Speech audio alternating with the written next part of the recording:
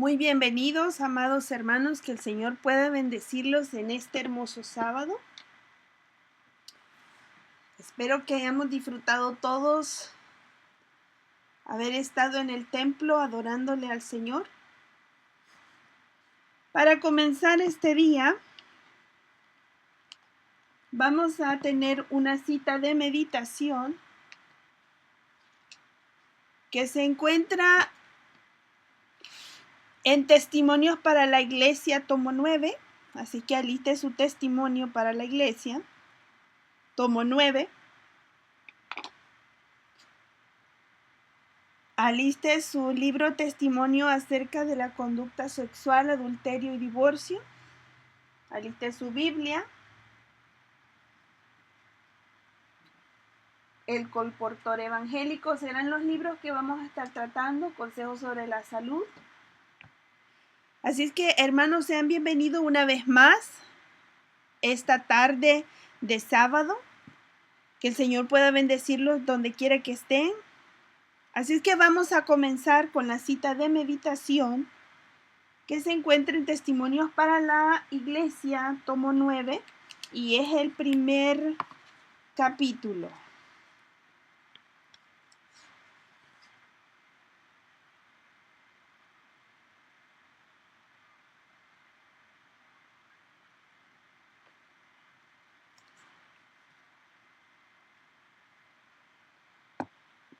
Está en la página número 11 y dice así: estamos viviendo en el tiempo del fin.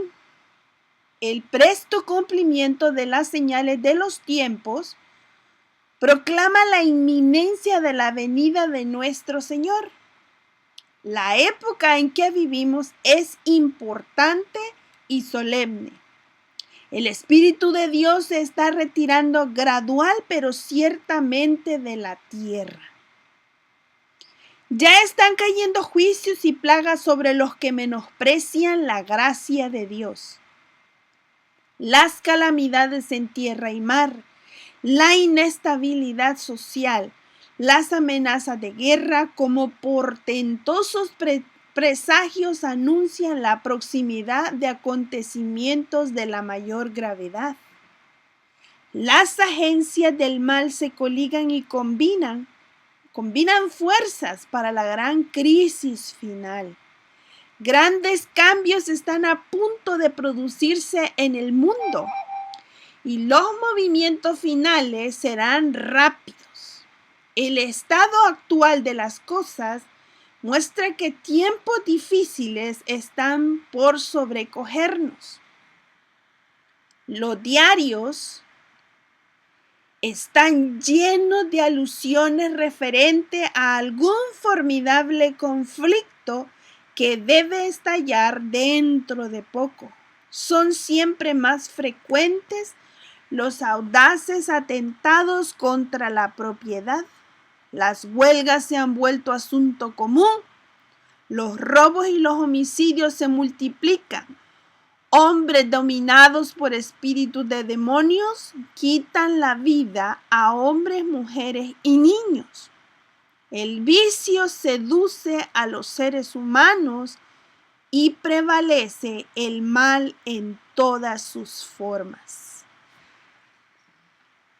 ¿Qué estaba viendo la sierva del Señor en este momento? Dice los diarios. En otras palabras, los periódicos están llenos, dice, de alusiones referentes a algún formidable conflicto.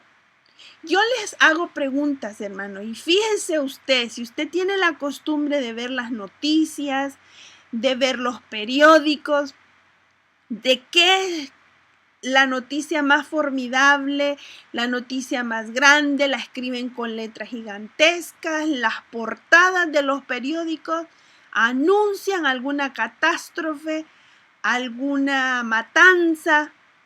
Normalmente en los periódicos encontramos todas esas cosas. La crisis que hay en este momento en Ucrania, el debate que hay entre los Estados Unidos y Rusia. ¿No le hace pensar eso a usted que la crisis está a punto de terminar? Pero no debería de atemorizar el hecho que está aquí en el primer párrafo. Lo que dice allí, subráyelo, dice: el Espíritu de Dios se está retirando gradual pero ciertamente de la tierra. ¿Qué significa eso?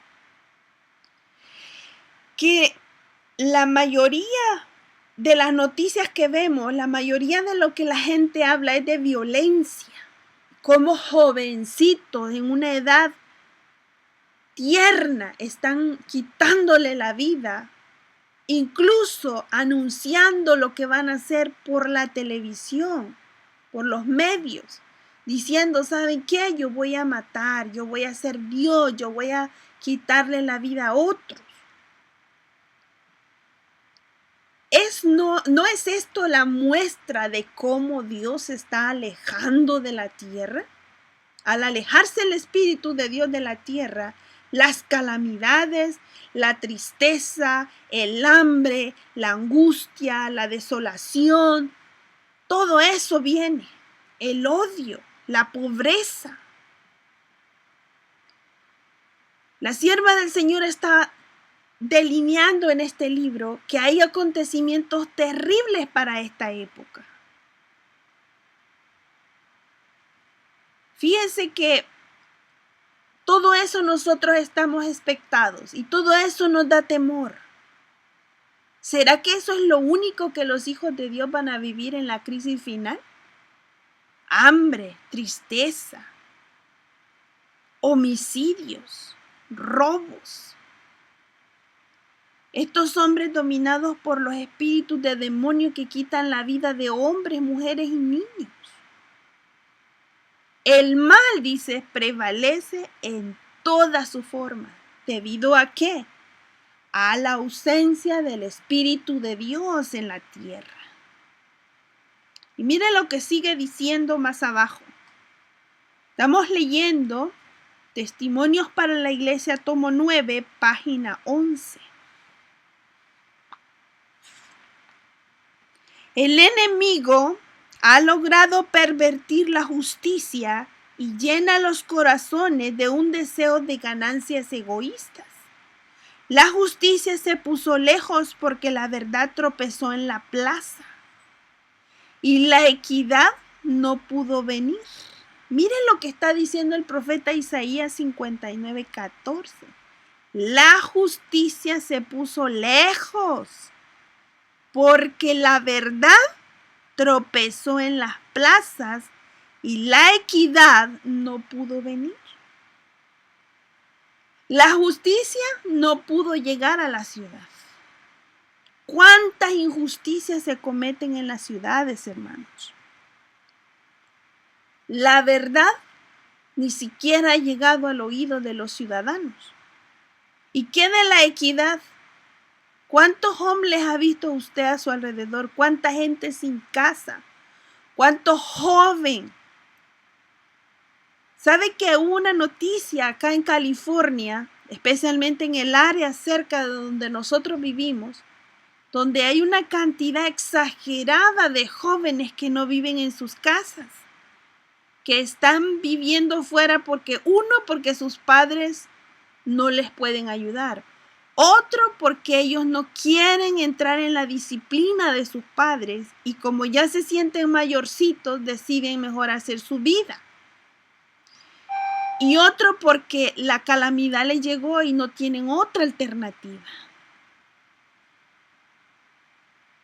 Y mire lo que sigue diciendo. Las grandes ciudades contienen multitudes indigentes privadas casi por completo de alimentos, ropa, albergue.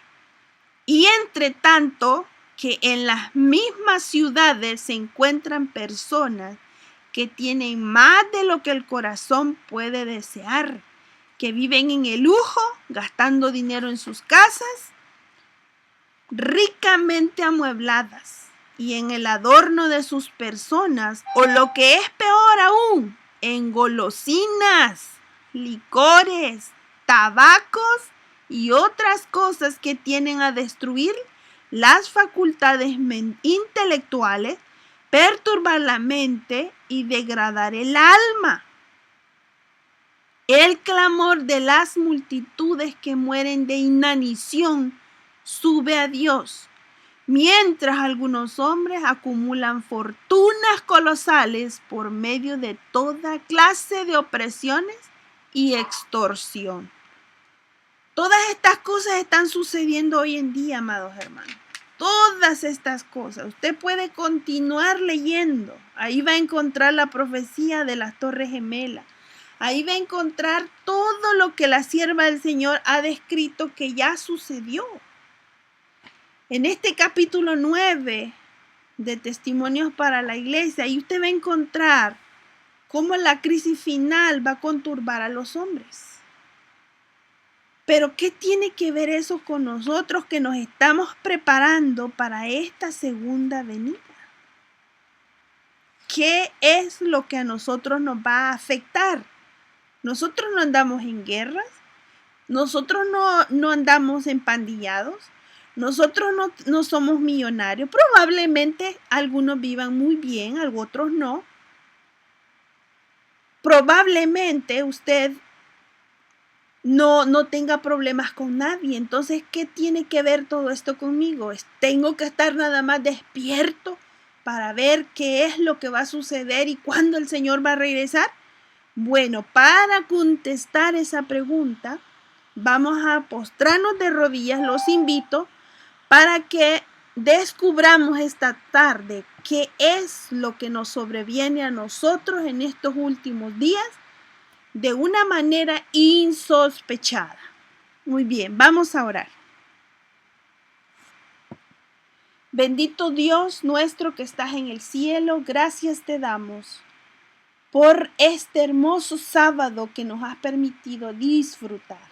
Gracias porque las puertas de la iglesia han estado abiertas para que podamos ir y celebrar en son de agradecimiento toda la semana que nos diste para trabajar y para poder subsistir.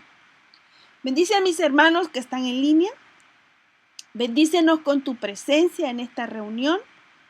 Cada casita, Señor, que ha abierto sus puertas para oír tu palabra, sea de múltiples bendiciones. Gracias, acompáñanos, oh nuestro Padre Celestial, te lo suplicamos en tu nombre, oh Cristo Jesús. Amén. Muy bien, ya vimos que estamos viviendo en un tiempo solemne. Estamos viviendo en un tiempo muy importante. ¿Por qué es importante? Porque es el final, porque es la obra última. Somos los últimos, amados hermanos. Somos privilegiados por estar en la última hora. Somos los últimos.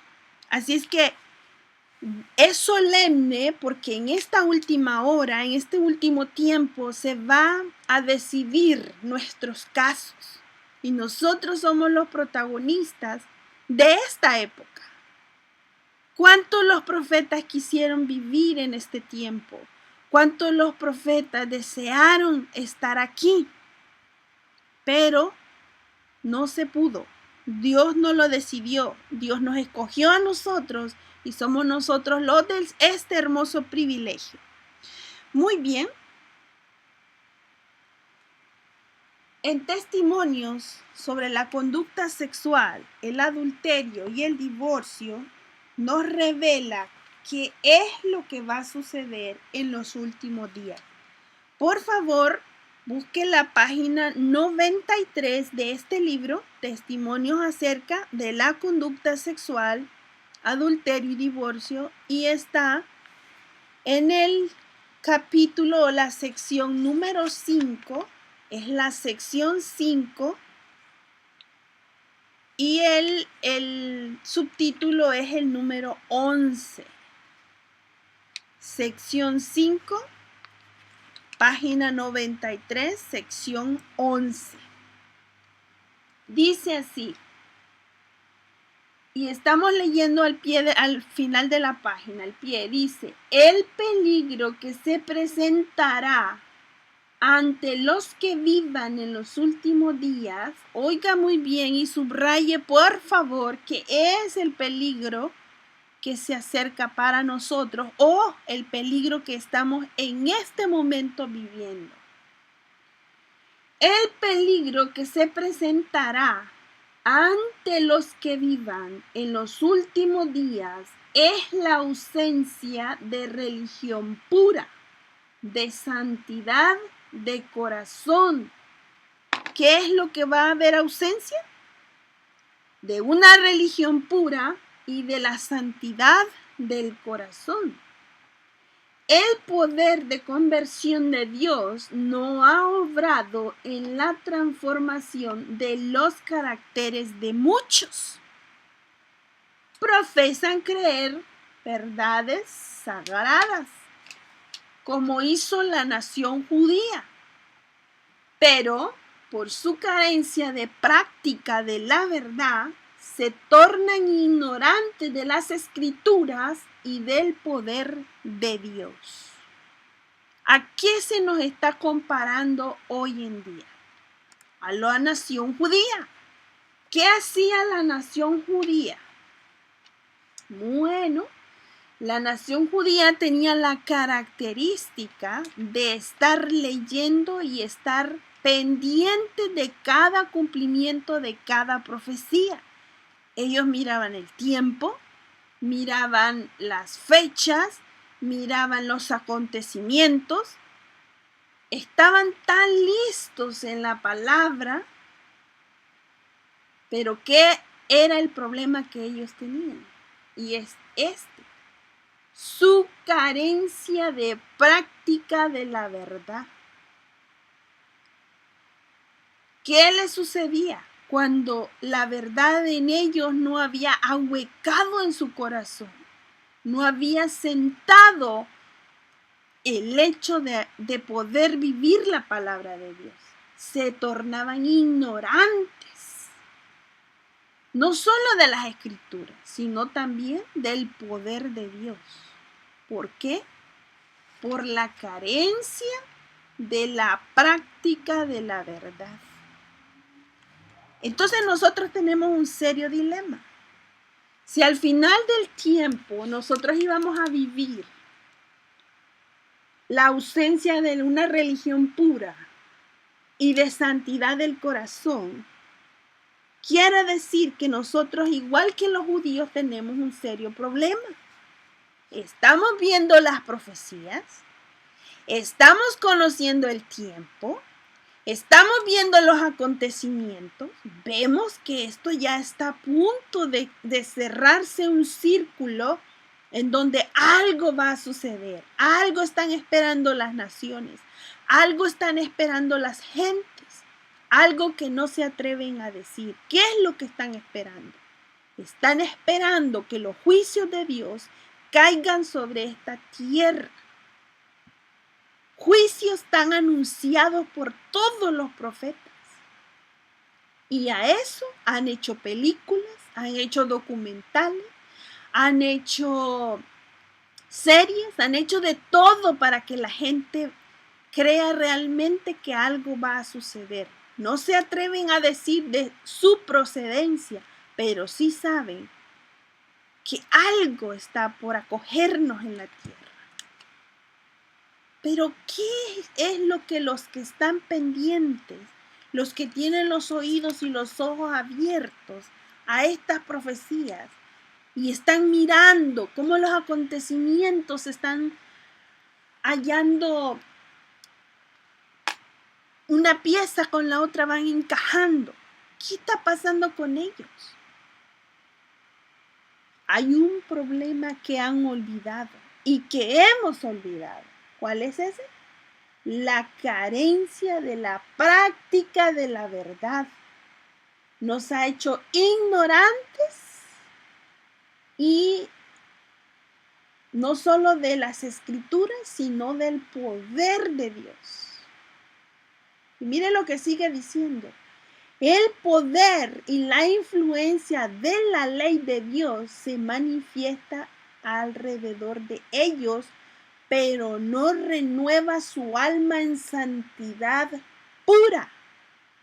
Por lo tanto, el Señor le dirige una súplica para estimularlos en la práctica de lo que es correcto. ¿Por qué los judíos no entendieron la profecía del Mesías?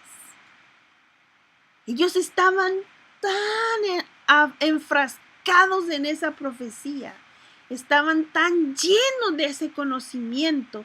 ¿Por qué no comprendieron que aquel humilde hombre que estaba dando muestras, estaba dando ejemplo, no solo con su vida, sino que sus hechos hablaban de lo que él iba a venir a hacer? ¿Por qué ellos lo perdieron de vista? ¿Por qué ignoraron su poder? ¿Por qué ignoraron las escrituras? Precisamente por esto, hermanos, por la carencia de la práctica de la verdad. Oiga, subrayemos, esto es importantísimo. Usted puede saber todas las profecías. Usted puede saber qué sigue después. Usted puede saber fechas. Usted puede saber todo lo que usted desee. Pero si usted no ha practicado la verdad, nos volvemos ignorantes de las mismas escrituras y del poder de Dios. Pero ¿qué es lo que está pidiendo Dios de nosotros? Nosotros podemos exteriormente manifestar grandes cambios. Podemos tener perfección en cuanto al régimen pro salud. Podemos estar cumpliendo muchas cosas, amados hermanos. Pero hay algo que Dios nos está pidiendo y dice: el poder y la influencia de la ley de Dios se manifiesta alrededor de ellos. No lo vemos, pero sí está allí. El Señor le dirige una súplica. ¿Cuál es esa súplica? Estimularnos en la práctica de lo que es correcto. Las súplicas de su espíritu son objetos de negligencia y rechazo. A nadie le gusta que le digan nada. Y si el Señor nos dice, estás fallando en esto, tampoco nos gusta. Dice, las barreras son derribadas, el alma es débil y por falta de fuerza moral para sobreponerse, acaba siendo contaminada y degradada. ¿Qué sucede cuando nosotros somos objeto de negligencia? Fíjese cuánto el Espíritu Santo nos habla. ¿Y qué hacemos nosotros? Somos objeto de negligencia. No queremos escuchar. ¿Qué hacemos? Rechazamos esa verdad.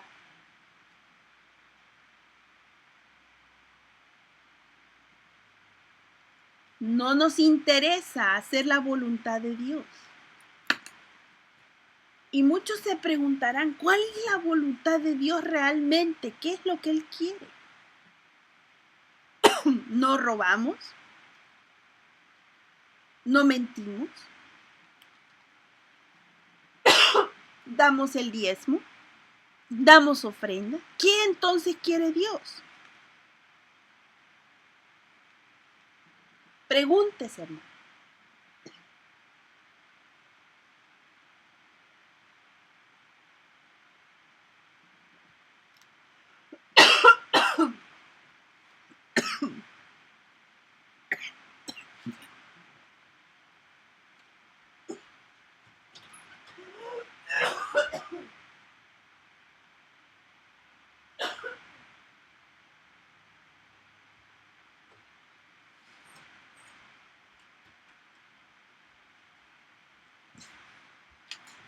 Perdón, hermanos, me dio un poco de tos. Vamos a continuar. Dice, se están atando a sí mismos en manojos, como haces listos para ser consumidos el día final. ¿Quiénes? Nosotros, hermanos. ¿Cómo? ¿Por qué? Porque somos negligentes y estamos rechazando el Espíritu de Dios. Subraye negligencia y rechazo. Dice, las barreras son derribadas. El alma es débil. ¿Cuáles barreras? Aquellas que nos ayudan a evitar el pecado. Aquellas que nos ayudan como grandes defensas para poder combatir el mal. Son debilitadas, son derribadas por completo. El alma es débil y por falta de fuerza moral para sobreponerse acaba siendo contaminada y degradada. Y para comprender eso, vamos a adelantarnos un poco más a la página 104 de este mismo libro. Vamos a leer la historia de un hombre que fue admirado no solamente en su época por los hombres de ese tiempo, sino también Dios habló y dijo algunas expresiones hermosas acerca de él. Fíjense lo que dice el último párrafo, antepenúltimo párrafo de esta página 104. Dice, Dios eligió a David, un humilde pastor. Vamos a hablar de David. ¿Cómo era David? ¿Y qué referencia tiene con nosotros? Fíjese, dice, Dios eligió a David, un humilde pastor, para que gobernara su pueblo. Era estricto en todas las ceremonias relacionadas con la religión judía y se distinguió por su intrepidez y firme confianza en Dios. Fue notable por su fidelidad y reverencia, su firmeza, humildad, amor a la justicia y carácter decidido lo calificaron para llevar a cabo los grandes propósitos de Dios, para instruir a Israel en sus devociones y para gobernarlos como un monarca generoso y sabio. ¿Cómo era David? Intrépido, era un hombre listo, siempre tenía una manera de resolver las cosas. David tenía una firme confianza en Dios, sabía que todas las cosas iban a ser bendecidas por él. Un hombre que era un ejemplo de fidelidad y de reverencia.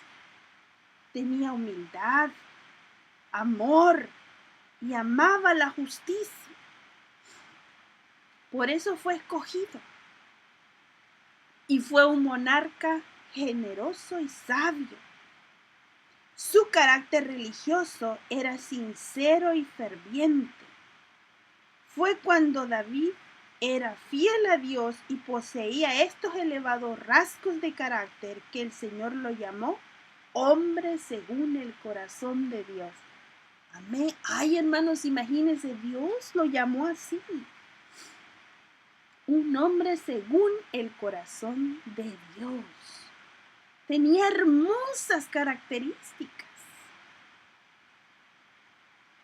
David era fiel a Dios, confiaba en Él, vivía según la palabra de Dios. Él era un testimonio viviente de la palabra de Dios. Era justo, tenía un carácter decidido, confiaba plenamente en Dios. ¿Qué pasó entonces con David? Vamos a ver. Cuando fue elevado al trono, su comportamiento ofrecía un agudo contraste con los reyes de las demás naciones.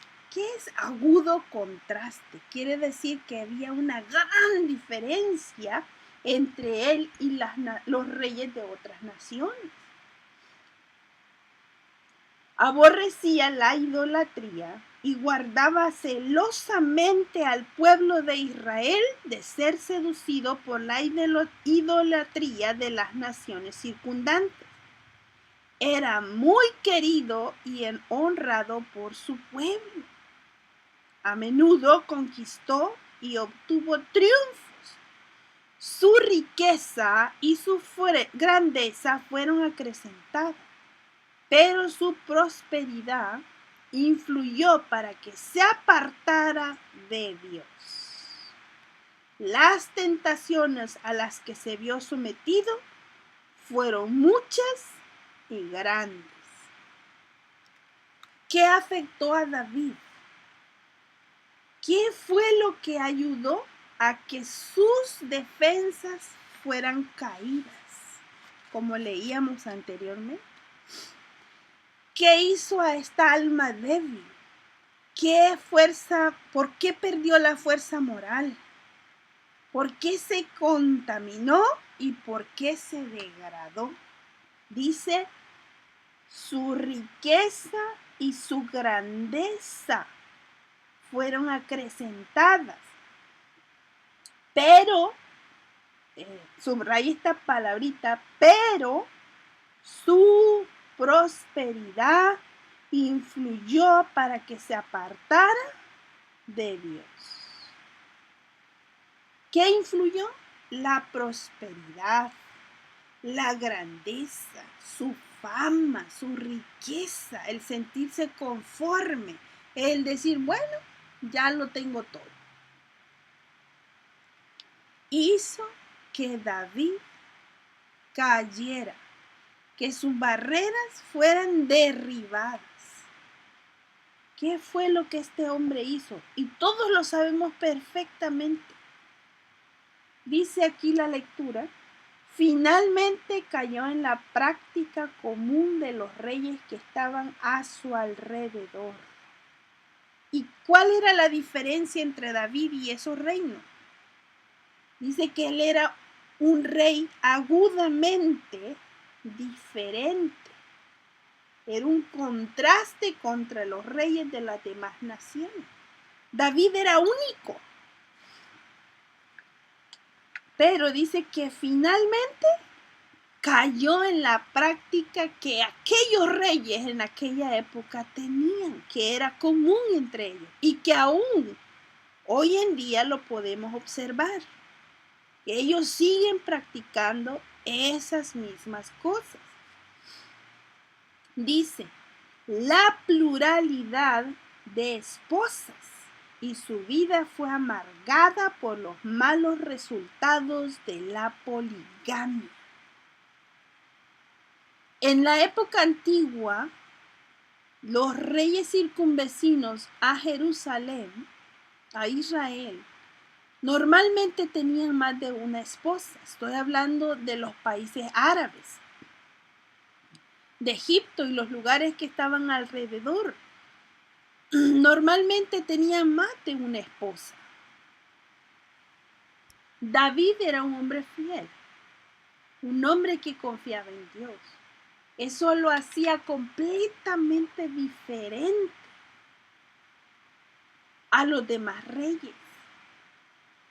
Al sentirse seguro, al ver su prosperidad y su fama, finalmente, al caerse esas barreras que le iban a ayudar a defenderse contra las tentaciones grandes y fuertes que le sobrevinieron, ya no tenía defensa. ¿Y qué pasó? Cayó en la poligamia. Su primer error fue el tomar más de una esposa, alejándose así de la sabia disposición de Dios. David conocía la palabra de Dios. David sabía de buena fuente que él no debía tener más de una esposa. Pero ¿qué lo hizo caer en esto? Haber llegado a conocer que otros reinos eran grandes y que sus reyes se sentían virtuosos por tener más de una esposa y más de un hijo. Y eso lo podemos ver hoy en día. Los árabes hacen eso. Tienen más de una esposa. Hombres ricos que tienen muchas mujeres. Muchos hijos. Y no solo eso. Aquí en América, los hombres quieren darse esa misma vida. Y van a encontrar aquí en Norteamérica que hay muchos hombres practicando estos mismos actos. ¿Y a qué lo justifican? Al rey David. David, que era agudamente un ejemplo para los demás reinos, causó un terrible daño no solamente a su época, sino a la nuestra. Fíjese que dice aquí, las naciones idólatras consideraban que poseer muchas mujeres constituía una adición a su honor y dignidad. Y David llegó a considerar como un honor para su trono poseer muchas esposas, pero pudo ver la desdichada consecuencia de tal decisión en la infeliz discordia, la rivalidad y los celos que se manifestó entre sus numerosas esposas y el gran número de sus hijos. Ese es un ejemplo viviente de cómo Satanás pone terribles tentaciones y caemos. Vamos a retrocedernos en la página 96 de este mismo libro, Testimonios acerca de la conducta sexual, adulterio y divorcio, y nos vamos a ir a la página 96.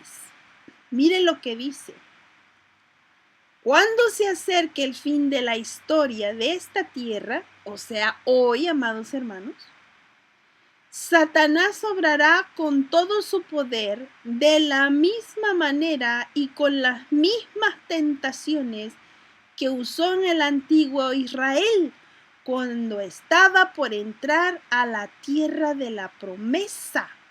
Ay, amados hermanos, esto es lo que nosotros no hemos tomado en cuenta. Sabemos de profecía, sabemos las fechas, sabemos cómo van a suceder las cosas, pero se nos ha olvidado interesarnos cuáles fueron las obras y el poder con que Satanás atacó a Israel en la antigüedad y que esas mismas trampas usará en nuestros días. Tenderá trampas a los que afirman que guardan los mandamientos de Dios, que se hallan en los límites mismos de la Canaán celestial. O sea, está diciendo a usted y a mí. ¿Por qué? Porque nosotros afirmamos que guardamos los mandamientos de Dios. Esta es la estrategia que Satanás utiliza. Las mismas trampas. ¿Por qué cree usted que va a usar las mismas trampas? Porque le han dado resultado. Porque han sido excelentes, grandes hombres han caído. Y si no, veamos a David. Ya leímos acerca de él.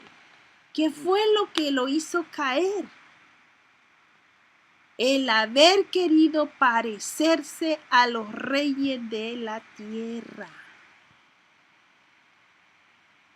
¿No se ha puesto a pensar que muchas veces nosotros renunciamos a nuestro Dios por querernos parecer a los hombres grandes de estos tiempos? No solo imitamos su peinado, también imitamos su ropa, sus formas de hablar, incluso los chistes que dicen.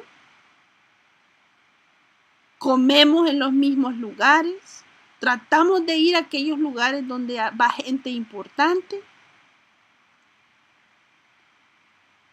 Y no solo eso, hay muchos pecados que el mundo comete que son atractivos a nuestros ojos. ¿Y qué son esas? Trampas. Y miren lo que sigue diciendo.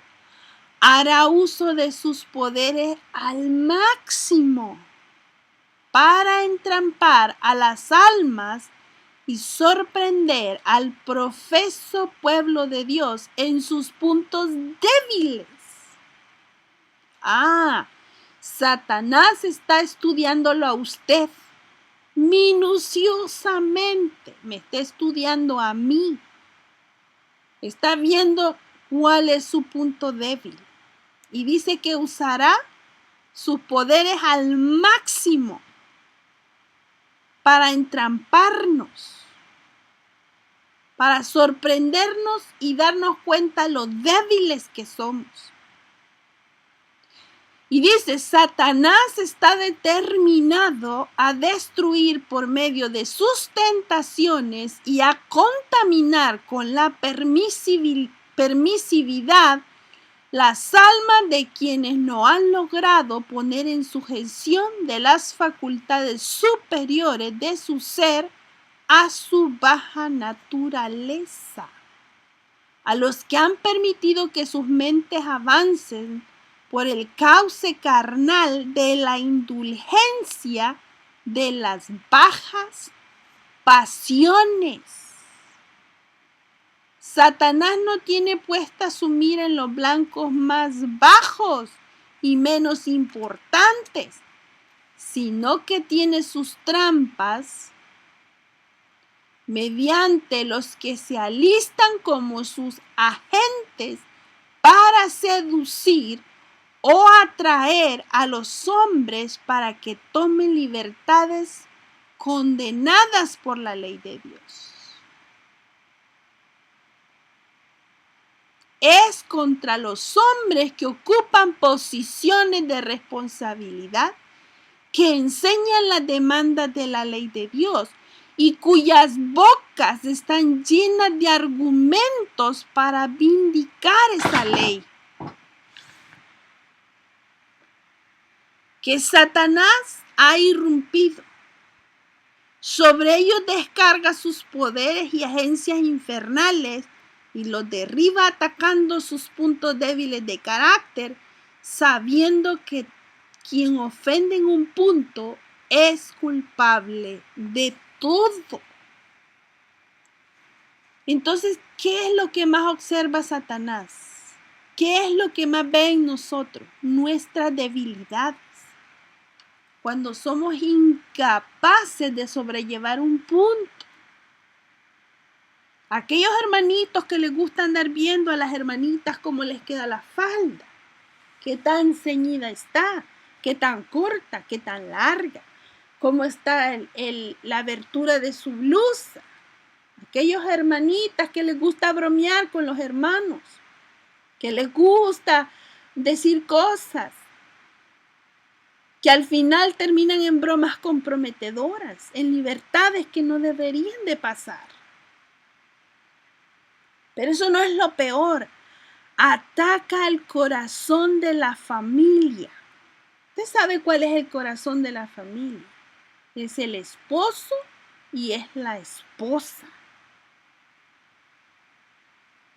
¿En qué nos ataca? ¿En qué nos ataca? En la indulgencia de las bajas pasiones. Igual que David. ¿En qué lo atacó? ¿Cómo lo derribó? Usted ya lo sabe. Pero vamos a leerlo en la página 105 de este mismo libro. No pierdan las páginas. Póngale ahí una paginita. Y dice, su crimen, ¿qué cosa? Su crimen. En el caso de Urías y Betsabé, fue grave a la vista de Dios. Un Dios justo e imparcial no podía sancionar o excusar estos pecados en David. Por eso le dirigió una reprensión y una dura denuncia por intermedio de Natán, su profeta, quien dibujó con vivos colores su grave ofensa. David había sido ciego a su nefasto alejamiento de Dios.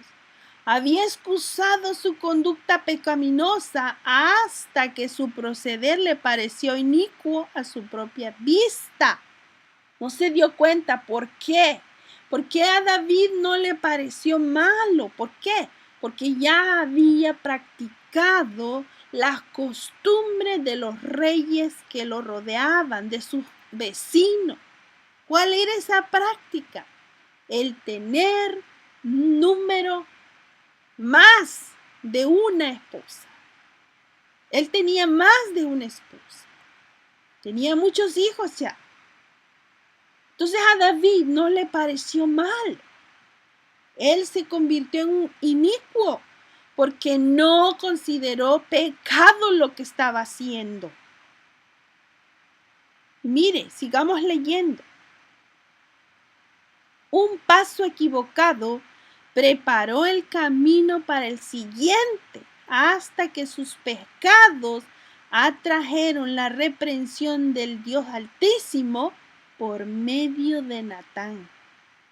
David se despertó como de un sueño, percibió el significado de su pecado, no trató de excusar su conducta o paliar su pecado como lo hizo Saúl, sino que inclinó su cabeza ante el profeta de Dios sintiendo remordimiento y pesar sinceros y reconociendo su culpa. ¿Cuál fue la primera barrera que David hizo caer? Fue la poligamia, el adulterio, el desear algo que no le pertenecía, sus bajas pasiones. Eso lo llevó a David a caer. Ahora volvamos a la página 97. ¿A quiénes está mirando Satanás como blancos?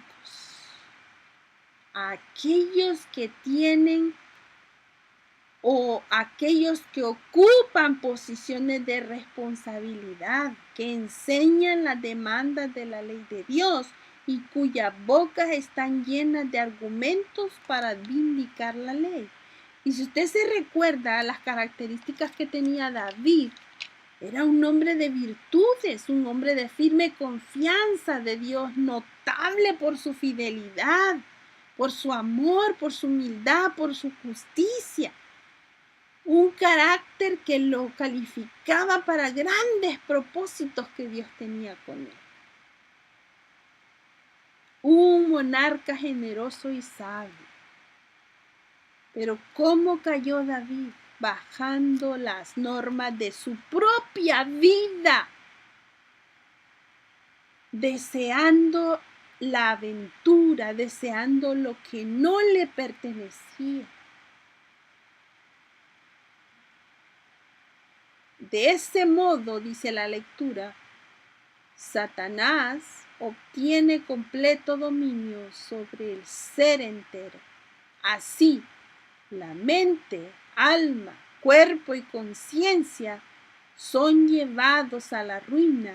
Y si se trata de un mensajero de justicia que posee mucha luz, o si el Señor lo ha utilizado como a uno de sus obreros especiales en la causa de la verdad, cuán grande terminará siendo el triunfo de Satanás. Cómo se alegra y cómo Dios es deshonrado. Usted no necesita hacer pública su vida como lo hacía David, como lo hizo David. Usted puede hacerlo en secreto. Siempre Satanás se alegrará y siempre Dios será deshonrado. Y no solo pasó con ellos. Mire lo que sucedió más adelantito en el último párrafo de lo que va a suceder al final de los tiempos. Mire, dice, habrá mujeres que se tornarán tentadoras, que tratarán de hacer todo lo que puedan para atraer hacia ellas la atención de los hombres. Tratarán en primer lugar de ganarse la simpatía, el afecto, y luego los inducirán a violar la sagrada ley de Dios. Aquellos que han deshonrado sus mentes y sus afectos, colocándolos en lo que Dios prohíbe, no tendrán escrúpulos en deshonrar a Dios mediante las variadas formas de idolatría. Dios los abandonará a sus afectos viles. ¿Qué es lo que nos espera? ¿Qué es lo que estamos viviendo? Exactamente este problema, amados hermanos. Es un problema grande. Ya veíamos y estudiábamos el sábado anterior cómo Dios escogió a un pueblo y cómo Dios bendijo la familia humana. Cómo Dios nos llama y cómo el Señor está viendo su hogar y el mío.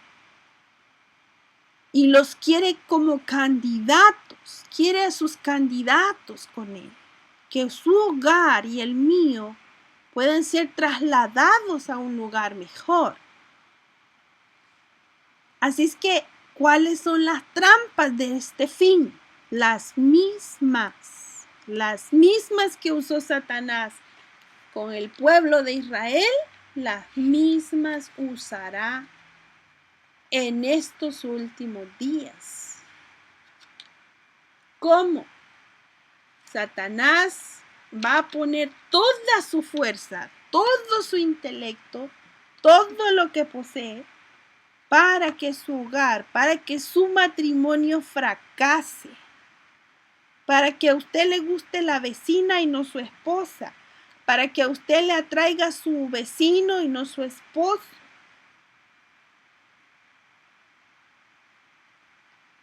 Somos seducidos, amados hermanos. ¿Quién está detrás de esto? El enemigo de nuestras almas, el que no nos quiere. Y vamos a leer la página 100 para descubrir cómo es que opera Satanás. Fíjese, mire lo que hace. Satanás opera ahora como lo hizo en el Edén. Estoy leyendo el último párrafo. Y como ha operado a lo largo de todas las generaciones que se han sucedido. El archienemigo conoce bien el material con el cual trabaja. Conoce los puntos débiles de cada carácter. Y si esos puntos débiles no son fortalecidos, él pondrá en juego toda su sabiduría infernal en el intento de derribar a los hombres más fuertes, a los príncipes del ejército de Israel. En todas las generaciones se han producido naufragios de caracteres que fueron destruidos porque el alma no estaba bien guarnecida. Y ahora, a medida que nos acerquemos al fin, subraye esto, por favor, del tiempo, Satanás obrará con actividad magistral para minar los principios y corromper el carácter moral. Muchos cometen pecados imaginándose que su delito permanece perfectamente escondido. ¿Como quién? Como David, que creyó que nadie se iba a dar cuenta, que él mandó a matar a Urías. Pero no fue posible, hermanos. Lo que David hizo en secreto, Dios lo publicó. Y no solo eso, lo sabemos hasta el día de hoy. Así que si usted cree que estarle acariciando la mano a una que no es su esposa o a uno que no es su esposo está en secreto, no, hermano mío. No está en secreto. Hay alguien que lo sabe. Hay un ojo que todo lo ve. Dice, pero hay uno que dice, yo conozco tus obras.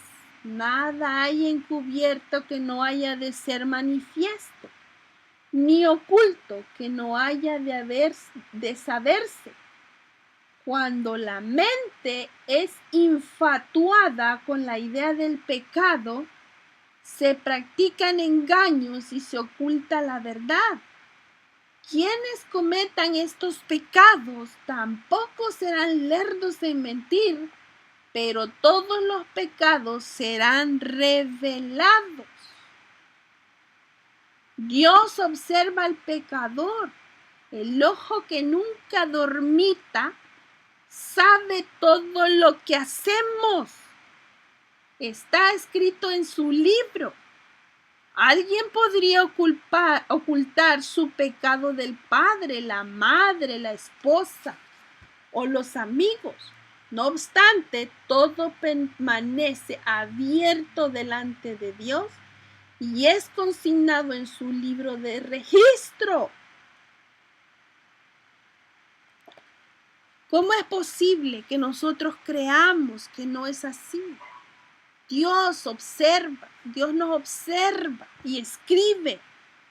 Si usted está dándole rienda suelta a sus bajas pasiones, si usted está contaminando su cuarto y su esposa o su esposo son partícipes de ello y permiten darle rienda suelta a todo lo que su imaginación les pueda dar, créame, amado hermano, allí está Satanás con usted, dándole ideas de satisfacción personal, olvidándonos de lo que con nuestras bocas proclamamos,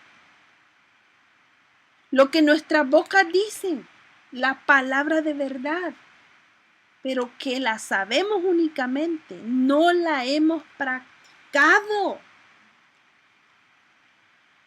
Así es que tengamos mucho cuidado. Usted le puede ocultar a quien usted quiera su pecado y le puede dar resultado. Hay hombres que por años le han ocultado a su esposa que tienen un amante. Hay mujeres que por años le han ocultado a sus esposos que tuvieron una relación o que tienen un amigo secreto. Por años han ocultado mujeres y hombres su adulterio.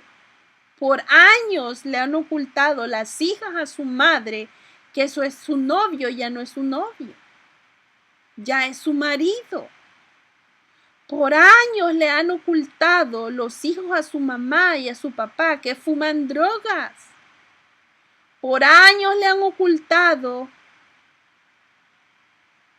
sus hijas a su madre que un día estuvieron embarazadas y que abortaron.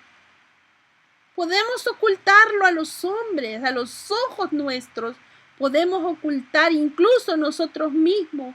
Como decía la lectura, podemos hacernos inicuos creyendo que lo que hacemos está correcto, aunque hay algo en nuestro interior que nos dice eso es pecado.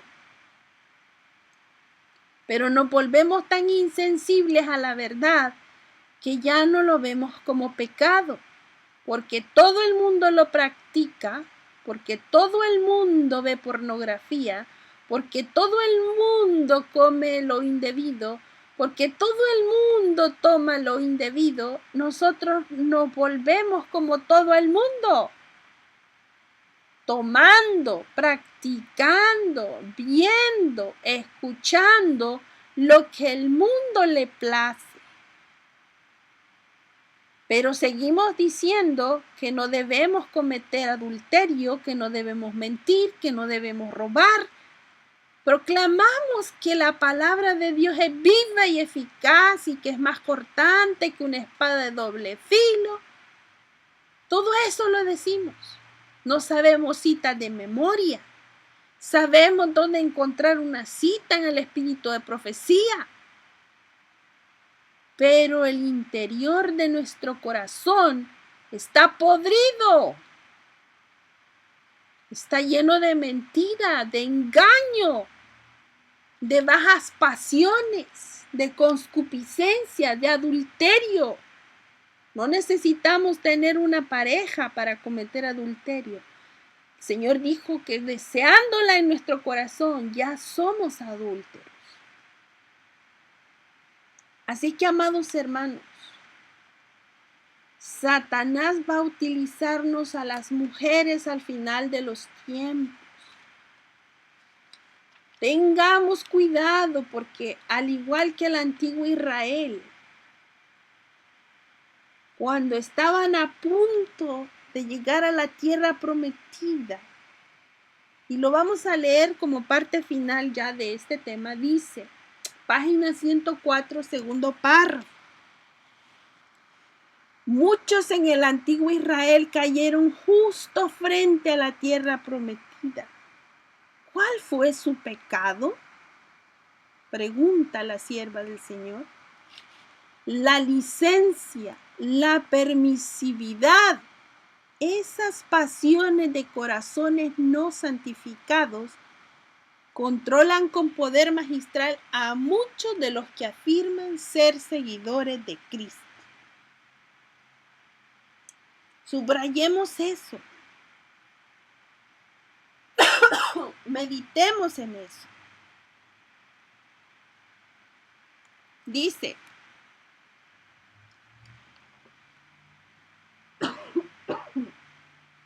las palabras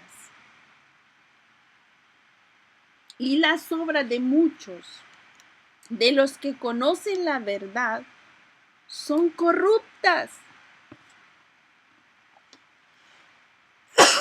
¿Qué cosa, hermanos? Las palabras y las obras de muchos de los que conocen la verdad son corruptas. Tienen facultades para razonar, entienden la verdad, pero no se han convertido del todo. No han sentido en sus almas el poder de la verdad. No hospedan en sus hogares a Jesús como huéspedes de honor. La gratificación sensual corroe la persona por completo, tiñendo y corrompiendo así a toda la familia.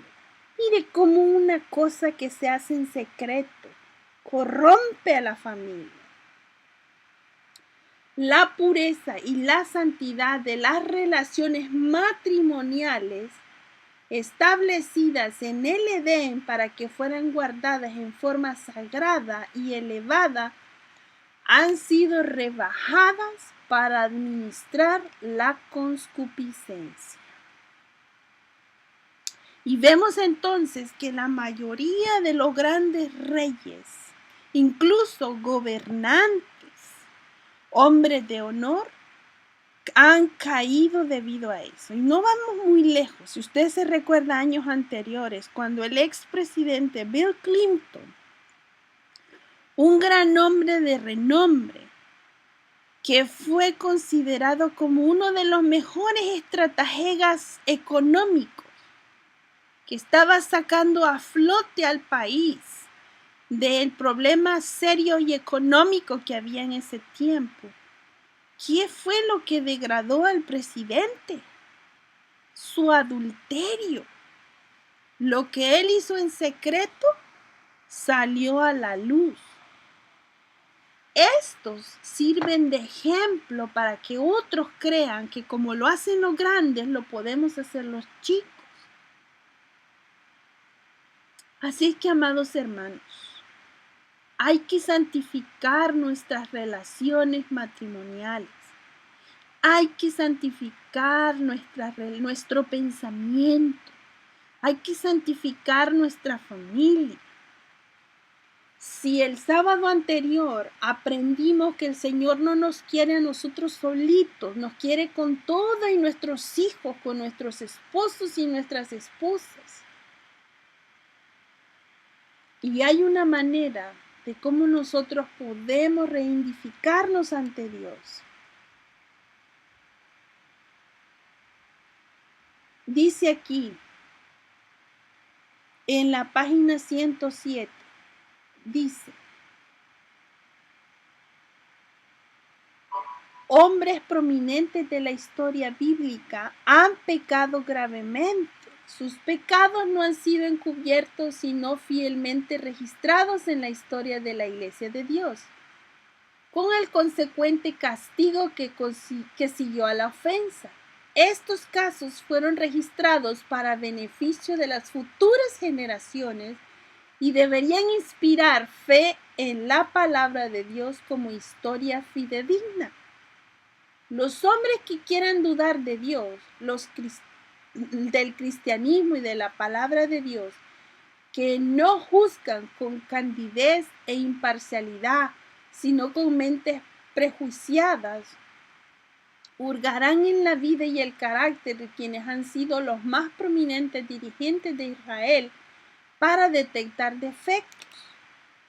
En Dios se originó la idea de que se presente en la historia inspirada una fiel delineación del carácter de los mejores y más grandes hombres de los días bíblicos. Esos hombres eran mortales, sujetos a las tentaciones diabólicas. Sus flaquezas y sus pecados no fueron encubiertos, sino fielmente registrados con la reprobación y el castigo consiguiente. Y estas cosas están escritas para amonestarnos a nosotros, a quienes hemos alcanzado los fines de los siglos, o sea, a usted y a mí. Nos sirven estos testimonios de las Escrituras para mirar y no caer en las mismas artimañas de Satanás. Dice, no es el propósito de Dios que lo que se dice en su palabra sea para exaltar a los mejores hombres que han vivido sobre esta tierra. Todos sus triunfos, sus grandes y buenas obras deben ser atribuidas a Dios. Él es el único que debe ser glorificado. Él solo debe ser exaltado. Él fue todo en todo. El hombre ha sido apenas un agente, un instrumento frágil en sus manos. El poder y la excelencia proceden de Dios. Dios ha visto en el hombre una disposición continua a apartarse de él. Ha olvidado a adorar a la criatura antes que a Dios. Por lo tanto, Dios no consintió que se registrara mucho relacionado con la alabanza de los hombres en las páginas de la historia sagrada. Dios dejó que el pecado de estos grandes hombres pudieran quedar escritos en la Biblia, en sus libros sagrados, para que nosotros tomáramos ejemplo no para practicar los mismos pecados, sino para evitarlos, para darnos cuenta que nada queda sin castigo. Así como David, amados hermanos, y lo dice en la lectura, David se arrepintió de su pecado en saco y ceniza, suplicó al Señor de Dios, el perdón de Dios, y no ocultó su arrepentimiento de los grandes hombres ni de los servidores de su reino. Compuso un salmo penitencial en el que relata su pecado y su arrepentimiento. Él sabía ese salmo sería cantado por generaciones. Quería que todos fueran beneficiados por la triste historia de su vida. Los cantos compuestos por David eran entonados por todo Israel, particularmente en presencia de la asamblea de la corte, ante sacerdotes, ancianos y señores. Sabía bien que la confesión de su culpa informaría a otras generaciones de sus pecados. Presenta su caso para mostrar en quién confiaba y de quién esperaba perdón. Ten piedad de mí, oh Dios, conforme a tu misericordia, conforme a la multitud de tus piedades, borra mis rebeliones. Lávame más y más de mi maldad y límpiame de mi pecado. Líbrame de homicidio, oh Dios, Dios de mi salvación. Y eso está en Salmo 51, todo el Salmo, amados hermanos. Usted puede leerlo. Léalo todos los días. David no manifiesta el espíritu de un inconverso.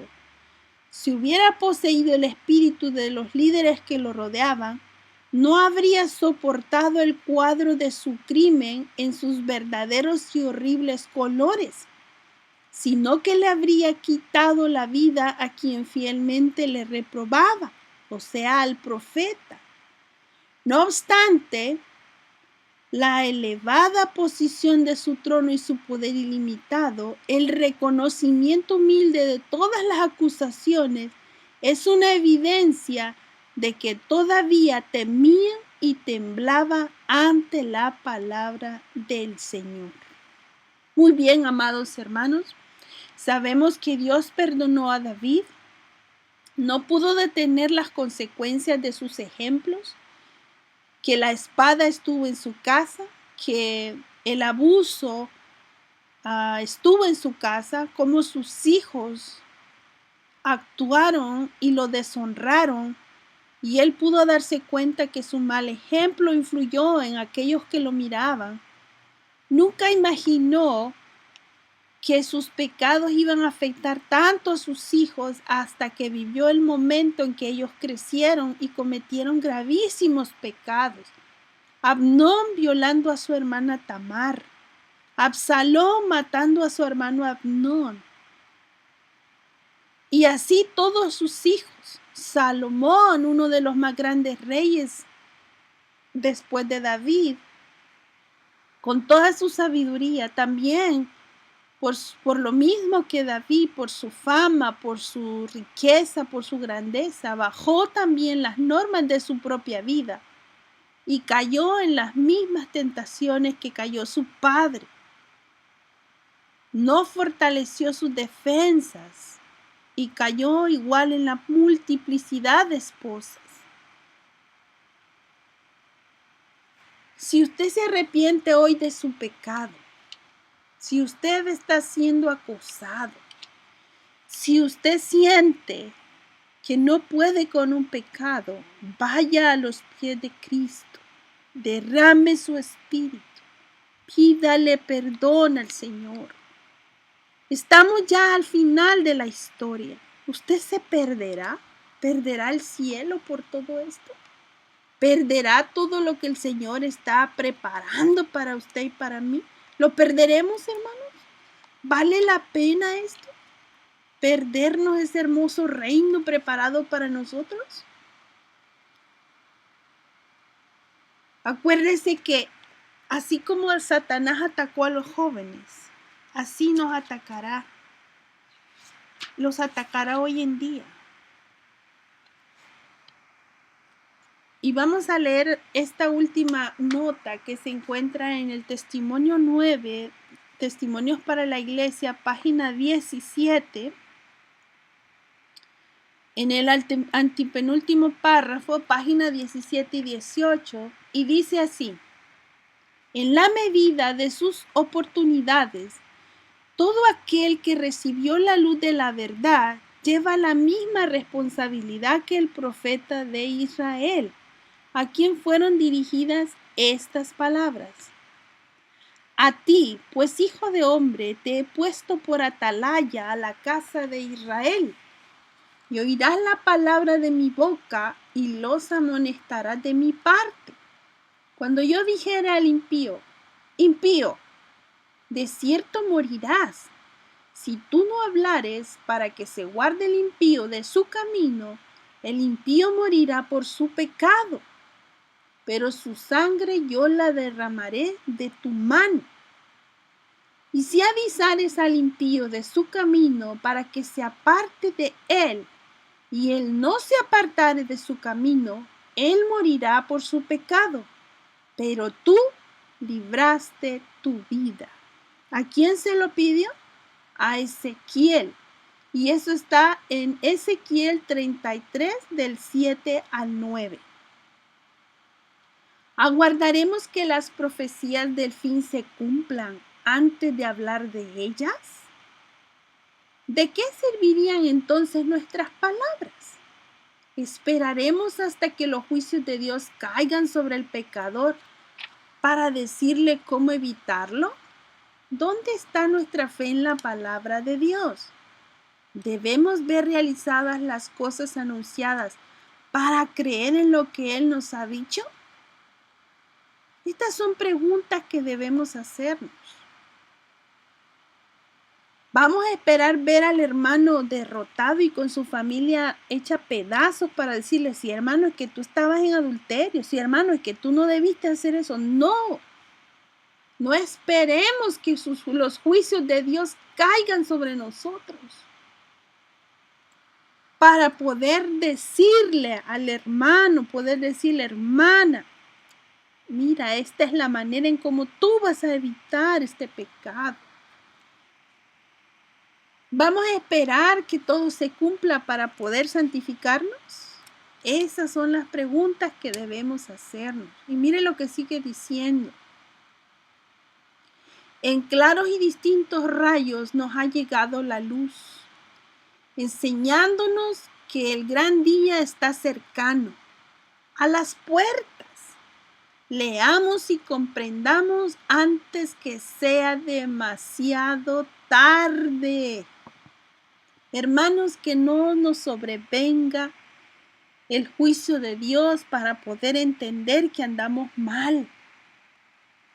Tenemos que orar mucho por nosotros mismos, porque somos presas del enemigo, porque muchas veces bajamos las normas de nuestra vida por un deseo, por una pasión, por una falta de voluntad, por falta de interés, por negligencia, por falta de honradez. Tenemos que ser fuertes. Dios no quiere gente indolente, quiere gente valiente. Recuerde aquella cita, el reino lo obtendrán los valientes, pero no aquellos que van a ir a la batalla, a guerrear con un arma de fuego, literal. No, aquellos valientes que cuando vieron la tentación mejor huyeron. Dijeron, no, yo no me enfrento a ella. Señor, dame fortaleza. Debemos, dice la lectura, ser conductos consagrados por los cuales la vida del cielo se comunique a otros. El Espíritu Santo debe animar e impregnar toda la iglesia, purificando los corazones y uniéndolos unos a otros. Los que han sido sepultados con Cristo por el bautismo deben entrar en una nueva vida y dar un ejemplo vivo de que es la vida de Cristo. Una comisión sagrada nos ha sido confiada. Esta es la orden que hemos recibido. Por tanto, id y haced discípulos a todas las naciones, bautizándolos en el nombre del Padre, del Hijo y del Espíritu Santo, enseñándoles que guarden todas las cosas que os he mandado, y he aquí yo estoy con vosotros todos los días, hasta el fin del mundo. Mateo 28, 19, 20. No basta con llevar almas al bautisterio, no basta con que se bauticen muchos. hay que enseñarles a que guarden las cosas que nos ha mandado nuestro Señor. Y dice, la obra a la que os habéis consagrado consiste en dar a conocer el Evangelio de la salvación. Vuestro poder debe estar fundado en la perfección celestial.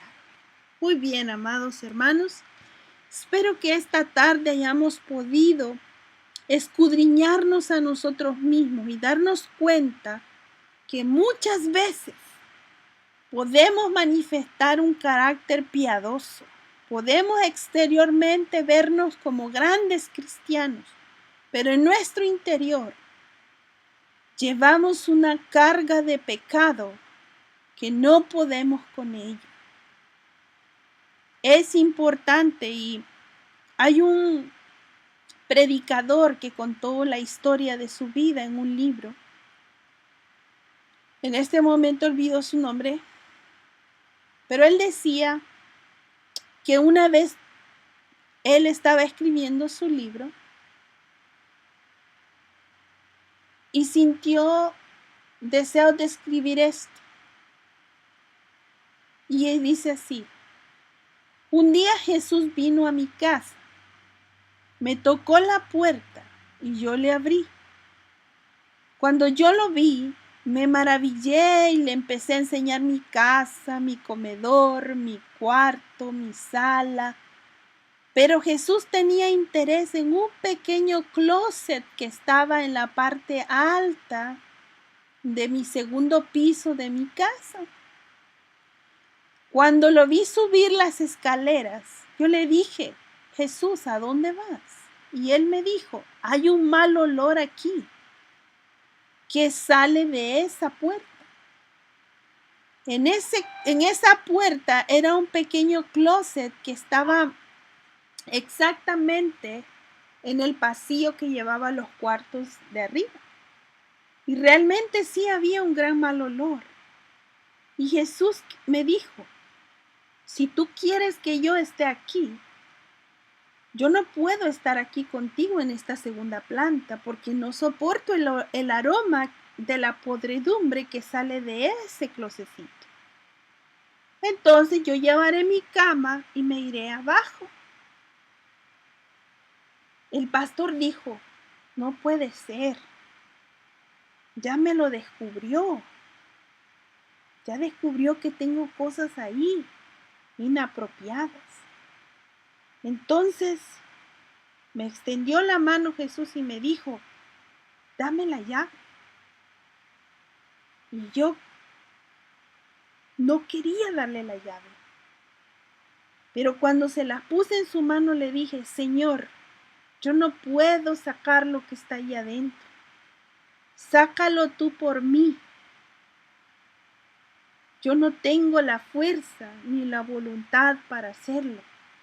Entonces dice, Jesús subió las escaleras, abrió el closet, sacó todo lo que había ahí, todo el pecado secreto que había ahí, y lo lanzó fuera, muy lejos. Pintó el lugar, lo limpió, lo puso bonito. Y entonces me dijo: hijo mío, ahora sí puedo habitar contigo. Muy bien, hermanos, espero que esta lectura que tuvimos hoy nos ayude a limpiar esos cuartos ocultos que hay en nuestra mente.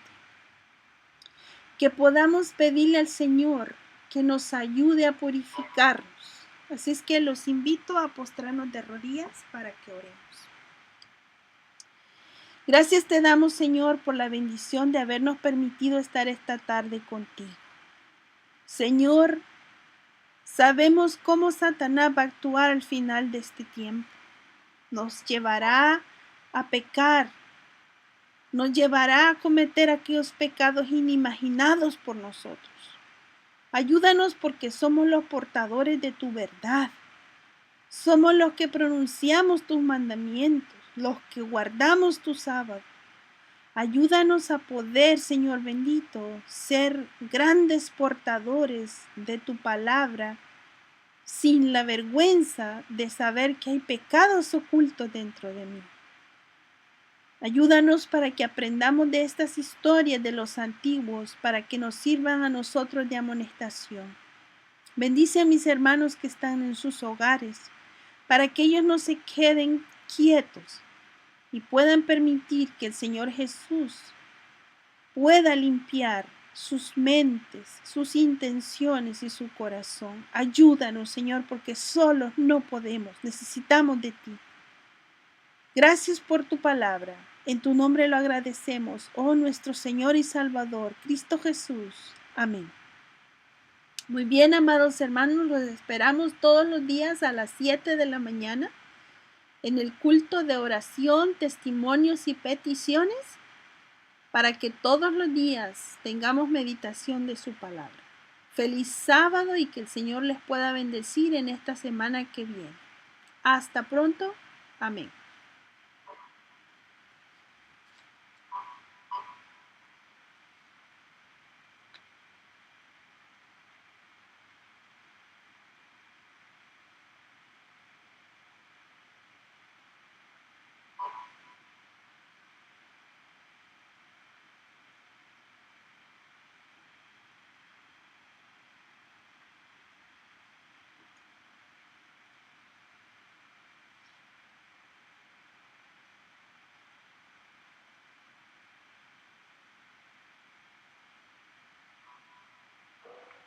It is only right that we are non-profit and never take commissions. It is only fair